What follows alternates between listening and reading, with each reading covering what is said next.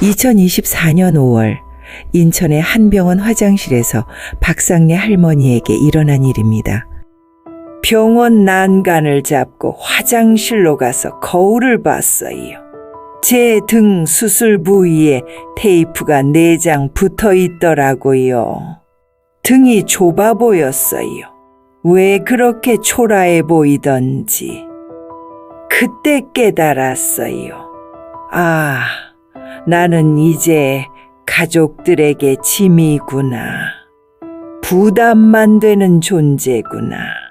그런 생각이 드니까 너무 제 자신이 초라해지고 서러웠어요. 수술을 받은 지 3일째 되는 날에는 아무도 오지 않았어요. 삶이 허무하게 느껴졌어요. 그날 새벽 74세 박상래 할머니는 인생을 바꾼 결정을 내렸습니다. 그날 새벽 잠이 안 와서 입원할 때 뭐라도 적을까 싶어 가져온 공책에 적었어요. 나는 내 인생을 남의 시간표에 맞춰서만 살았었다. 내 인생에서 내가 주인공인 하루는 한 번도 없었구나. 그 후 3주 만에 할머니는 집을 팔았습니다. 그리고 300km 떨어진 바다로 떠났습니다. 하지만 이 놀라운 결정을 내리기까지 할머니에겐 어떤 일이 있었을까요? 이야기는 몇 달 전으로 거슬러 올라갑니다. 오늘은 박상래 할머니의 특별한 독립 이야기를 들려드리겠습니다. 구독과 좋아요는 더 많은 이야기를 전하는 데 큰 힘이 됩니다. 제 이름은 박상래입니다. 올해 74시고요.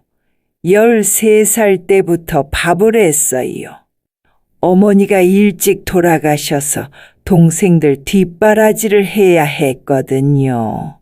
아버지는 술만 잡수셨고 큰딸인 제가 집안일을 다 해야 했어요.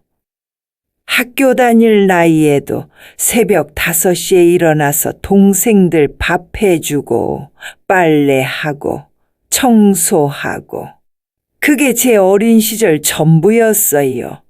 친구들이 놀 때 저는 늘 집에서 일했죠. 그때는 그게 당연한 줄 알았어요. 25세 장사를 시작했어요. 시장에서 채소 장사부터 해서요. 새벽 3시에 일어나서 도매시장 가서 물건 사오고 아침 6시부터 저녁 9시까지 장사했어요. 비 오는 날도 눈 오는 날도 아픈 날도 빠지지 않았어요. 나중엔 작은 반찬 가게도 했고요. 남편이랑 둘이서 정말 열심히 살았어요. 돈이 없어서 하루에 라면 하나씩 나눠 먹은 적도 있고 아들 기저귀 살 돈이 없어서 헝겊으로 만들어 쓴 적도 있어요. 그래도 불평 안 했어요. 가족이니까라고 생각하니 모든 걸 이해할 수 있었어요. 남편이 아플 때 5년 동안 병 간호했어요. 당뇨에 고혈압, 나중엔 뇌졸중까지 와서요. 하루에 3번씩 병원 가고 집에서도 24시간 돌봤어요. 제가 30분만 자리 비워도 불안해하더라고요. 마지막 1년은 거의 못 일어나셨어요. 기저귀 갈아드리고 죽 끓여 먹여드리고 침대에서 욕창 안 생기게 계속 돌려드리고 제 허리가 문제가 생기기 시작했던 것도 그때예요. 남편 몸이 많이 무거우셨거든요. 돌아가시던 날 아침에도 평소처럼 죽을 끓여드렸어요. 한 숟가락 드시더니 고맙다 하시더라고요. 그게 마지막 말씀이었어요. 오후에 낮잠 주무시다가 그대로 편안히 가셨어요. 남편 장례식 치르고 나서 아들이 그러더라고요. 엄마, 이제 우리랑 같이 사세요라고. 그때는 고마웠어요. 혼자 사는 게 무서웠거든요. 60년 넘게 누군가를 돌보며 살았는데 갑자기 혼자가 되니까 뭘 해야 할지 모르겠더라고요. 저는 남편과 살았던 집을 뒤로 하고 인천 부계동 아파트로 이사했어요. 아들, 며느리, 그리고 저 이렇게 세 식구가 함께 살기 시작했지요. 처음엔 괜찮았어요. 아들이 출근할 때 다녀오겠습니다 하고 며느리가 어머니 다녀오겠습니다 하면 뭔가 남편의 빈자리가 채워지는 것 같았거든요. 집도 새 것 같아서 좋았고 엘리베이터도 있고 난방도 잘 되고 남편이랑 살던 반지하 집과는 천지 차이였어요. 이제 편하게 살 수 있겠다 싶었어요. 할머니의 하루는 새벽 6시에 시작됩니다. 아침 6시가 되면 전기밥솥 보온 불빛이 톡 켜져요. 주전자 물 끓는 소리가 똑똑 올라오고요. 김치통 뚜껑을 열면 마늘과 젓갈 냄새가 싱크대 타일에 퍼져요. 베란다 문 밖에서는 매립장 쪽 바람이 한번 훑고 가고요. 차가운 플라스틱 빨래 집게가 손끝에 닿을 때마다 또 하루가 시작되는구나 생각했어요. 남편이 살아계실 때와는 다른 하루였어요. 그때는 약 챙겨드리고 죽 끓여드리고 병원 갈 준비하느라 바빴는데 이제는 제가 할 일이 뭐가 있나 싶었어요. 아침밥하고 빨래하고 청소하고 그게 전부였어요. 할머니는 오전 내내 동선을 아끼며 살았습니다. 부엌에서 거실, 거실에서 현관, 아침 9시에 한 번, 11시 반에 한 번. 점심 지나면 무릎이 뻐근해져서 앉았다 일어나기가 힘들거든요. 쓰레기 분리수거장 가는 엘리베이터는 하루에 딱 2번만 탔어요. 그래도 저녁 6시 전엔 국 3가지를 꼭 해놨어요. 미역국, 콩나물국, 김치찌개. 아들이 엄마 고생하셨어요 하고 웃으면 며느리는 고맙습니다. 잘 먹겠습니다. 어머니라고 말하죠. 말끝이 늘 바빴어요. 발소리도 늘 빠르고 저만 느린 것 같았어요.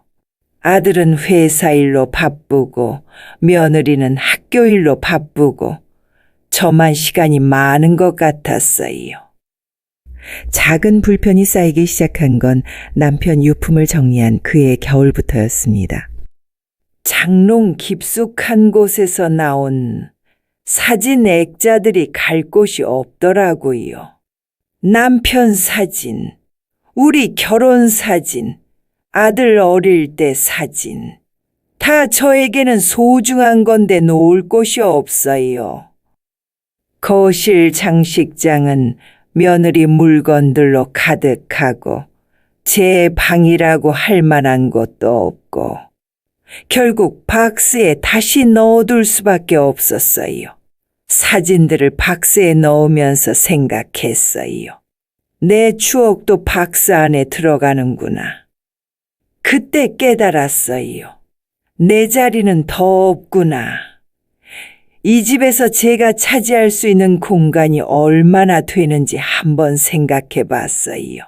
작은 방 하나, 그것도 온전히 제 것은 아니었어요. 제게 주어진 것은 옷장의 반쪽, 화장대, 서랍 4개 중 2개. 그게 전부였어요. 그러던 중 사소한 일상에서 첫 번째 사건이 생겼습니다. 어머니, 젓갈은 냄새가 오래 가서요. 냉장고 왼쪽 칸은 저희 거라 오른쪽 칸에만 넣어주세요. 그래? 그럼 오른쪽에만 넣을게. 그리고 쓰레기 배출은 월수 금이요. 시간, 아파트 규칙이니까 정확히 6시 반에 해주셔야 해요. 멸치젓은 오른쪽 칸에, 소금도 오른쪽 칸에. 제 동선이 바뀌었어요. 별것 아닌 것 같았는데. 식탁에 앉아 젓가락을 들고도 자꾸 냉장고 칸이 떠올랐어요. 내가 왜 이런 걸로 신경이 쓰이지 싶었는데 계속 그 생각이 나더라고요. 오른쪽이 내 칸이고 왼쪽은 아들 며느리 칸이다. 그럼 이 집에서 내가 마음대로 할 수 있는 것은 뭐가 있는 거지? 냉장고를 열 때마다 의식하게 되더라고요. 이건 오른쪽에 넣어야지. 저건 왼쪽인가, 오른쪽인가? 김치도 오른쪽, 반찬도 오른쪽. 점점 제가 사용할 수 있는 공간이 줄어드는 것 같았어요. 월수금 6시 반. 처음엔 그냥 규칙이려니 했어요. 그런데 점점 이상해지기 시작했어요. 어느 월요일 6시 20분에 나가려고 하는데 며느리가 그러더라고요. 어머니, 아직 시간 안 됐는데요? 6시 반 이후에 나가는 게 좋아요. 그래. 그럼 6시 반 이후에 가지고 갈게. 별거 아닌 것 같았는데 자꾸 신경이 쓰이더라고요. 그 다음 수요일엔 설거지를 하고 6시 50분이 되어 나가려고 했어요. 어머니, 너무 늦으시네요. 아까부터 계속 기다리고 계셨는데 언제 나가시나 했어요. 그때부터 며느리가 언제 나가는지 계속 의식하게 됐어요. 며느리가 준비하는 시간, 며느리가 나가고 싶어 하는 시간, 제가 언제 쓰레기를 버릴지도 며느리 눈치를 보며 정하게 된 거예요. 어느 금요일엔 이런 일도 있었어요. 제가 6시 30분에 맞춰 나가려고 하니까 며느리가 그러더라고요. 어머니, 저도 같이 나갈게요. 혼자 다니시기 힘드시죠? 고마운 말이었지만 뭔가 이상했어요. 쓰레기 버리는 것도 혼자 못할 사람 취급받는 기분이었거든요. 그 후로는 며느리가 같이 나갈게요 할 때까지 기다리게 됐어요. 결국 며느리의 시간에 맞춰 쓰레기를 버리게 됐어요. 며느리가 바쁘면 저도 못 나가고, 며느리가 나갈 때 같이 나가고, 쓰레기 버리는 시간조차 제가 정할 수 없게 된 거죠. 월수금이 되면 하루 종일 며느리 눈치만 봤어요. 언제 나갈지, 같이 나가자고 할지, 제가 먼저 나가면 혼자 다니기 힘드시죠? 라는 말을 들을 것 같고, 늦으면 왜 안 나가세요? 라는 말을 들을 것 같고, 어느 순간 깨달았어요. 월수금 6시 반이 제 하루를 지배하고 있다는 걸. 아침에 일어나서부터 오늘은 쓰레기 버리는 날이네. 며느리가 몇 시에 나가자고 할까? 생각하고 있는 제 자신을요. 할머니의 작은 낙 중 하나는 경로당에서 이웃들과 함께하는 시간이었습니다. 아파트 경로당에서 떡을 쪘어요. 계피 냄새가 엘리베이터까지 났죠. 그런 소소한 기쁨이 제겐 큰 의미였거든요. 할머니들이랑 모여서 이야기하고 함께 뭔가 만들고 그게 제가 저답게 느낄 수 있는 시간이었어요. 특히 토요일 노래 교실이 좋았어요. 경로당에 작은 피아노 하나 있거든요. 김 선생님이 와서 트로트 가르쳐 주시는데 거기서만큼은 제가 박상래였어요. 누구 엄마, 누구 어머니가 아니라 그냥 박상래. 목포의 눈물, 애수 같은 노래 부르면서 옛날 생각도 하고 친구들과 수다도 떨고 그게 제 유일한 취미였거든요. 일주일 중에 토요일 오후 2시간이 가장 행복했어요. 그런데 어느 날 경로당에서 떡을 쪄서 집에 가져왔어요. 엘리베이터에서 떡을 들고 올라오는데 며느리가 말하더라고요. 어머니, 다음 주 토요일엔 집에 계시면 좋겠어요. 손님이 오셔서 저 좀 도와주셨으면 좋겠어요. 그날은 경로당 노래 교실 있는 날인데 그날 한 번만 시간을 내주세요. 손님이 오시면 어머니가 있는 게 제가 편할 것 같아요. 그래 알았다. 꾸벅 끄덕였어요. 뭐라고 더 말할 수가 없더라고요. 그날 떡은 냉동실 오른쪽 아래 칸에 들어갔어요. 떡을 넣으면서 생각했어요. 내 시간도 오른쪽 칸에 들어가는구나. 그 토요일 집에서 혼자 창밖을 봤어요. 경로당 쪽 방향을 계속 봤죠. 지금 친구들은 뭐 하고 있을까? 어떤 노래 부르고 있을까? 2시가 되면 수업 시작하는 시간이라 더 신경이 쓰였어요. 며느리 친구들이 와서 거실에서 수다를 떨었어요. 커피 내려달라, 과일 깎아달라 하면서요. 저는 부엌에서 계속 일했어요. 하지만 마음은 경로당에 가 있었어요. 그 다음 토요일도 또 손님이 온다고 하더라고요. 그 다음 주도. 결국 1달 넘게 노래 교실을 못 갔어요. 처음엔 한 번만이라더니 계속되더라고요. 친구들이 전화해서 상래야, 요즘 왜 안 나와? 하면 집에 일이 있어서라고 대답했어요. 거짓말은 아니었어요. 정말 집에 일이 있었으니까 며느리 손님 접대하는 일이.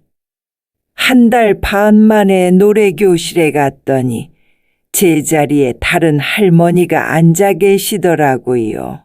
김 선생님이 상래 씨, 오랜만이네요 하시는데 뭔가 서먹했어요.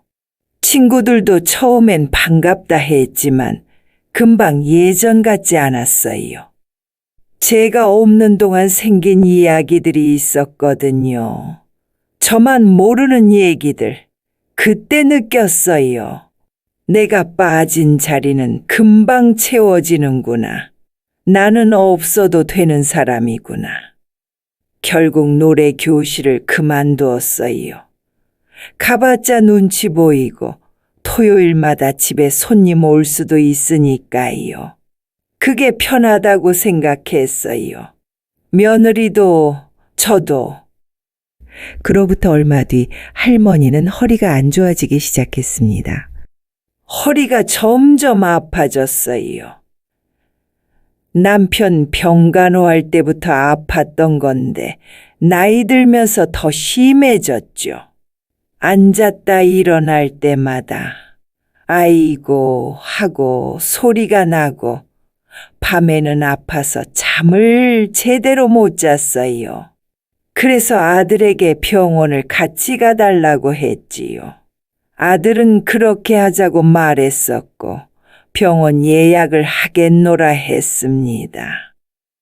어느 날 저녁 설거지를 마치고 행주를 짜는데 물이 개수대로 떨어지고 있었어요. 그때 아들이 말했어요. 엄마, 요즘 허리 괜찮으셔? 근데 우리도 일이 많아서 병원엔 직접 가시면 좋겠어. 그래, 알았다. 짧은 대화였어요. 근데 그 말이 계속 머릿속에 맴돌더라고요.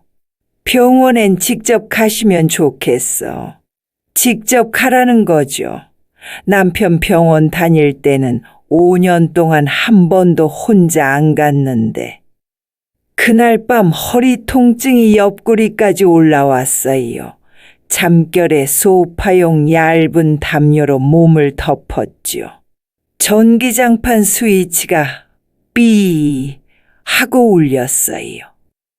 새벽에 잠이 깨서 생각해 봤어요. 언제부터 내가 이렇게 눈치를 보며 살았지? 내 허리가 아픈데 가족한테 민폐가 된다고 생각하고 있구나. 다음 날 혼자 병원 갔어요. 버스 타고 가는데 혼자 병원 가는 게 이렇게 어색할 줄 몰랐어요. 남편이랑 갈 때는 제가 모든 걸 챙겼거든요. 예약도 제가 하고 진료비도 제가 내고. 이제는 제가 환자예요. 접수하면서 보호자란에 뭘 써야 할지 몰라서 그냥 제 이름을 썼어요. 그때 뭔가 이상했어요. 제가 수술 받으면서 보호자가 저 자신이라니. 의사 선생님이 보호자분은 안 오셨어요? 하길래 혼자 왔어요 했더니 요즘엔 그런 분들이 많아요 하시더라고요. 위로인지 동정인지 모를 말이었어요. 엑스레이 찍고 MRI 찍고 검사 받고 다 혼자 했어요. 결과 나올 때까지 대기실에 혼자 앉아 있는데 다른 환자분들은 가족이 함께 와 있더라고요. 저만 혼자였어요. 진단 결과는 디스크였어요. 수술이 필요하다고 하시더라고요. 수술 동의서에 사인하는데 손이 떨렸어요. 남편 수술할 때는 제가 사인했는데 이제는 제가 받아야 하는 입장이 된 거예요. 집에 돌아와서 아들한테 말했어요. 수술 받아야 한대 했더니 언제요? 하더라고요. 날짜 말했더니 그날은 중요한 회의가 있는데 하시더라고요. 며느리도 그날은 학교 행사가 있어서 하고 둘 다 바쁘다는 거예요. 그때 깨달았어요. 제가 수술 받는 것보다 회의와 학교 행사가 더 중요하구나. 2024년 5월 17일, 할머니는 결국 디스크 수술을 받게 됐습니다. 수술 날짜가 잡혔는데 아들이 그러더라고요. 엄마, 죄송한데 그날 중요한 회의가 있어서 며느리도 학교 행사가 있다고 하고 결국 혼자 수술 받기로 했어요. 수술 전날 밤 짐을 싸면서 생각했어요. 내가 언제부터 이렇게 혼자가 됐지? 60년 넘게 누군가를 돌보며 살았는데 정작 제가 돌봄이 필요할 때는 혼자네요. 수술실 불빛이 차가웠어요.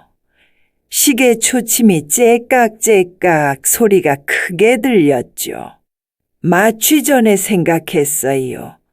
내가 혼자 여기 누워 있구나. 간호사분이 가족분은 어디 계세요?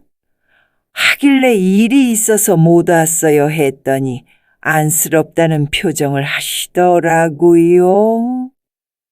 마취에서 깼을 때 병실 창밖으로 인천 노년역 오가는 버스가 작게 보였어요.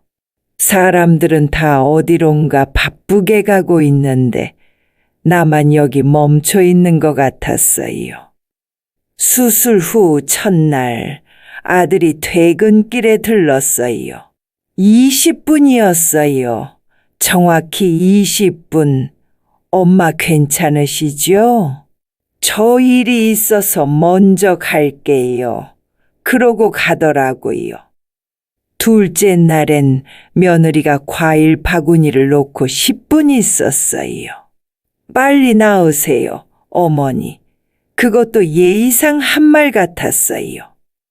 셋째 날엔 아무도 오지 않았어요. 병실 천장 에어컨이 윙 하고 돌아가는 소리만 들렸어요. 간호사가 수액줄을 바꿔주실 때마다 고마웠어요. 그분이 그날 저한테 말을 건넨 유일한 사람이었거든요. 옆 침대 할머니는 가족들이 번갈아 가면서 왔어요. 아들, 며느리, 손자까지. 그분이 우리 상래씨 가족은 언제 와? 하길래 바빠서 못 와요 했더니 요즘 자식들이 다 그래 하시더라고요. 위로인지 비아냥인지 모르겠더라고요. 어느 수요일 허리가 너무 아파서 6시 20분에 누워 있었어요. 그런데 6시 25분 되니까 갑자기 가슴이 두근거리는 거예요. 어떡하지? 늦으면 어떡하지? 허리가 아픈 것보다 시간 늦을 게 더 걱정되더라고요. 그때 깨달았어요. 1분이라도 늦으면 안 된다는 생각이 제 머릿속에 완전히 박혀버린 거예요. 침대 난간을 잡고 화장실로 가다가 거울을 봤어요.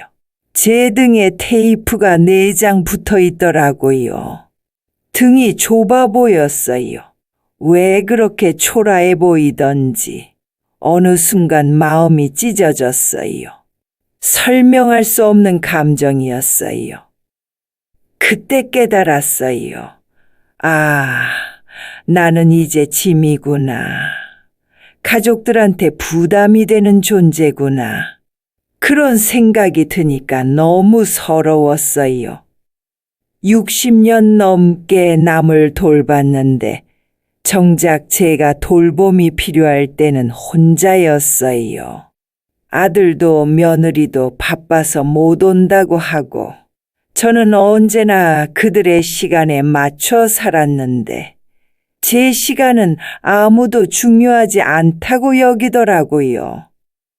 그날 새벽 잠이 안 와서 노트에 적었어요. 살면서 내가 놓친 것 5가지. 첫째, 내 이름으로 살기. 둘째, 내가 하고 싶은 일 하기. 셋째, 하고 싶은 말 바로 하기. 넷째, 내가 좋아하는 것 선택하기. 다섯째, 내 마음 들여다보기. 하나하나 적으면서 생각해 봤어요. 언제부터 제가 박상래가 아니라 누군가의 엄마, 누군가의 어머니로만 살았는지, 제 이름으로 뭔가를 결정한 게 언제였는지. 하루의 중심도 제가 정한 적이 없었어요. 내가 하고 싶은 일을 하기보다는 아들 출근 시간에 맞춰, 며느리 스케줄에 맞춰, 손님 오는 날에 맞춰 제가 하고 싶은 일을 했던 하루는 없었어요. 하고 싶은 말을 할 용기도 없었어요. 뭔가 하고 싶은 말이 있어도 미안한데 괜찮다면 이라는 말부터 시작했어요. 제 의견을 당당히 말한 적이 언제였는지 기억이 안 났어요. 내가 보는 것도 제가 선택한 게 아니었어요. 며느리가 보고 싶어하는 TV 프로그램, 아들이 좋아하는 음식, 그들이 원하는 집 분위기, 제가 보고 싶은 것, 듣고 싶은 것을 선택하는 건 늘 뒷순이었어요. 내 마음을 들여다볼 생각도 못했어요. 제 감정, 제 생각, 제 계획. 가계부는 썼지만 제 마음에 가계부는 없었어요. 언제 행복했는지, 언제 서러웠는지, 언제 화가 났는지, 그런 건 기록할 가치도 없다고 생각했나 봐요. 그때 깨달았어요. 나는 내 삶이 없이 남의 삶에 맞춰서 살아왔다는 것을. 수술 후 3주 만에 퇴원한 할머니는 놀라운 결정을 내렸습니다. 집에 돌아와서 첫날 저녁, 부엌 의자에 앉아서 종이봉투를 뒤집었어요. 남편이 남긴 작은 전세, 보증금 통장, 제 이름으로 된 예금 증서, 오래 보관한 집문서 사본들. 하나하나 보면서 생각했어요. 이제 이걸로 뭘 할 수 있을까? 남편이랑 30년 넘게 모은 돈이었어요. 많지는 않았지만 제가 어딘가에서 혼자 살기에는 충분했어요. 다음 날 오전 10시, 할머니는 부계동 골목 부동산을 찾았습니다.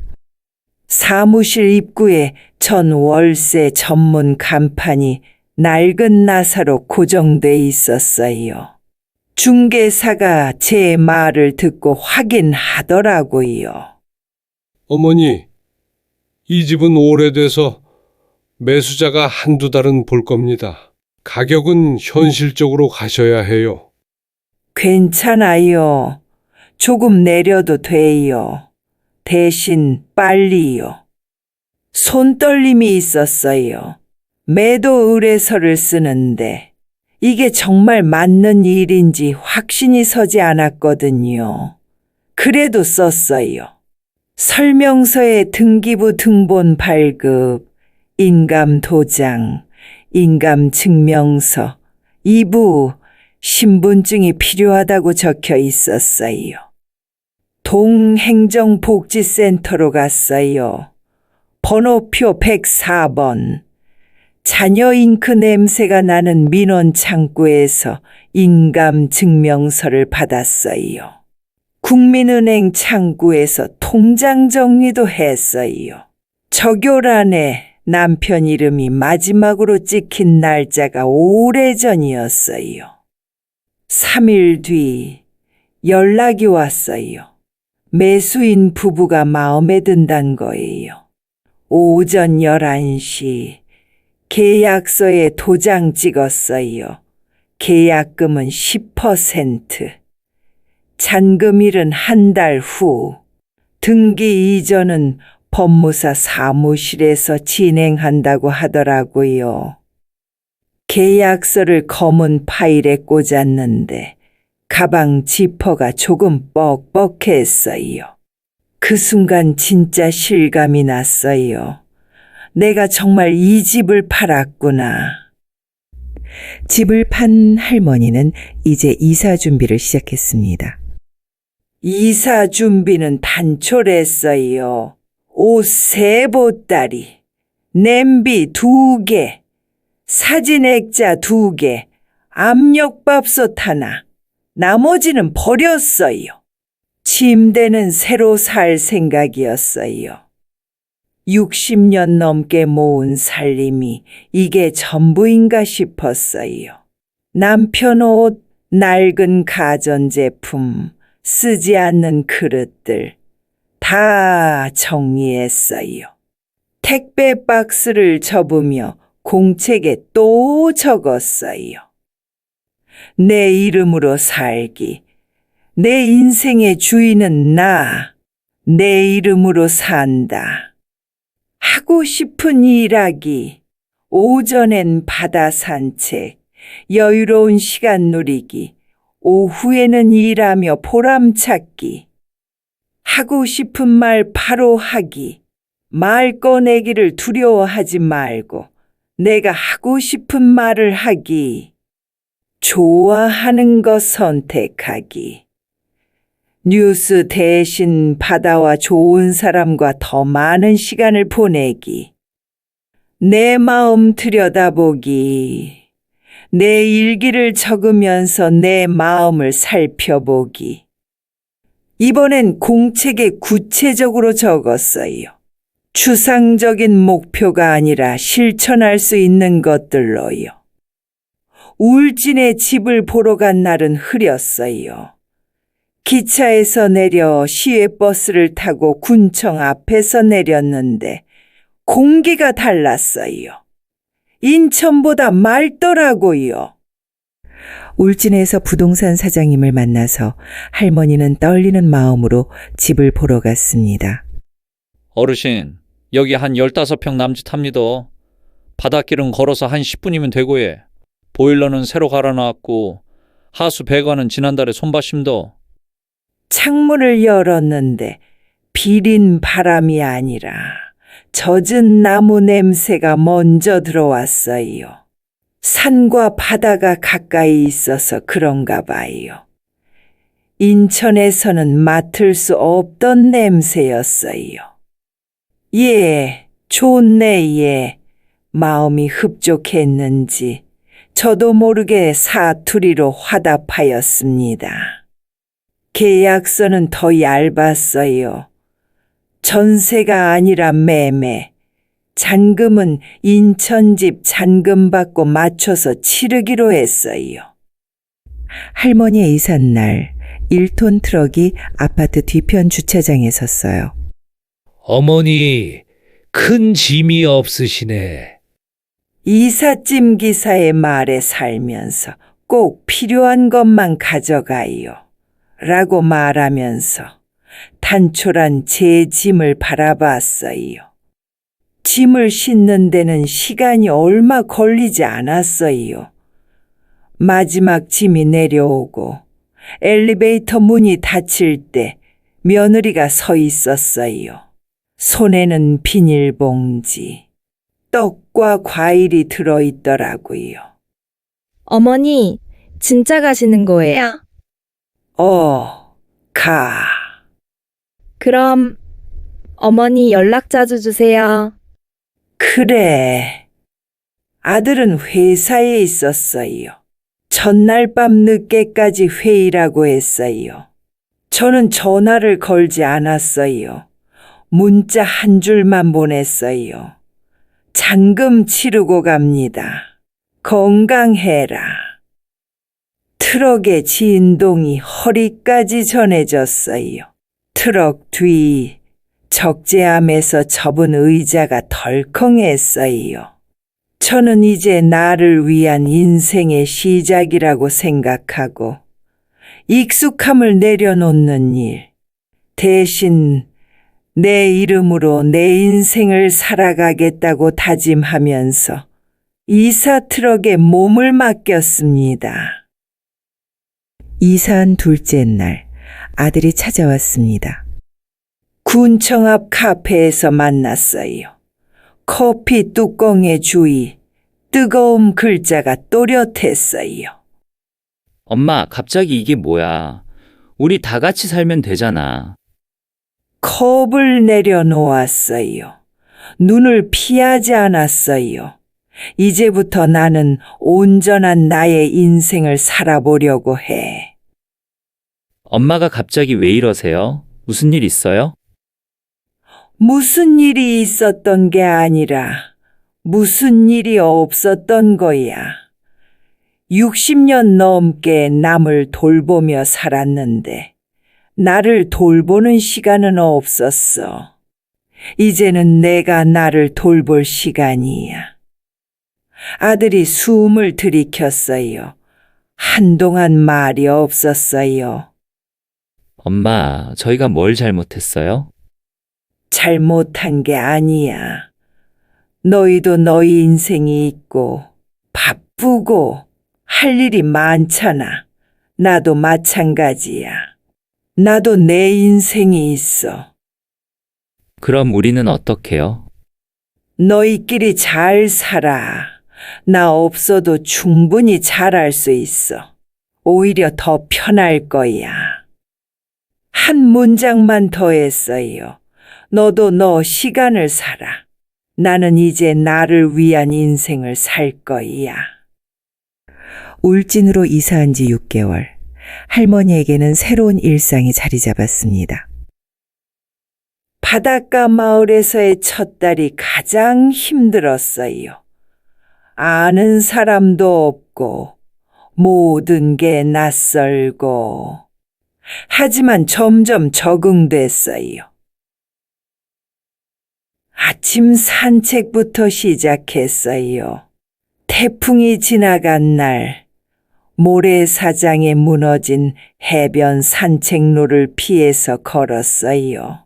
파도 소리가 귓속을 씻어주는 것 같았어요.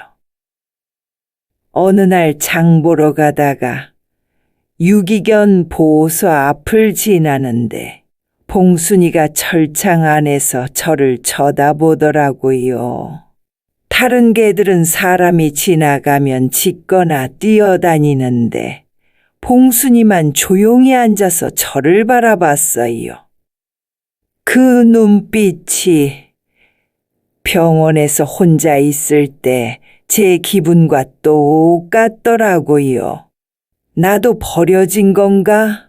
하는 그런 눈빛이었어요.